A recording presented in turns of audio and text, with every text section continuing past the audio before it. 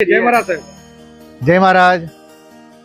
જેમ દિવાળીનો ઉત્સવ દરેક માનવ, દરેક હિન્દુ ઉજવતો હોય છે, એવું દેવ દિવાળીનો ઉત્સવ, દેવોની દિવાળી એવો એક ભાવ દરેકનો રહેલો છે.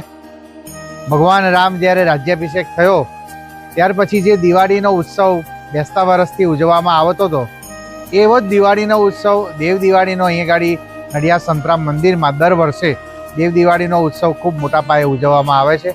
દરેક ભક્તો એક એક દીવો પ્રગટાવી મહારાજશ્રીને જાણે દીવો અર્પણ કરતા હોય, પોતાની આત્મજ્યોતિ પ્રગટાવી અને મહારાજશ્રીને આધ્યાત્મિક જીવન યાત્રાની સાથે જોડાવા માટેના એક ભાવ વ્યક્ત કરતા હોય છે. કેટલા દીવડા પ્રજ્વલિત કરવામાં આવે? અહીંયા 35 થી 40,000 દીવડાની ગણતરી હોય છે.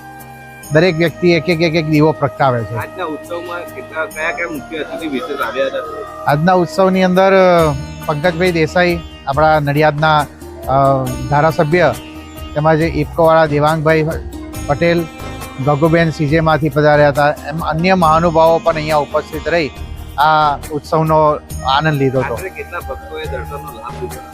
આમ તો ચોક્કસ ગણતરી નથી, પણ ખૂબ મોટી સંખ્યામાં દરેક ભક્તો અહીંયા ગાડી દર વર્ષે આવતા હોય છે.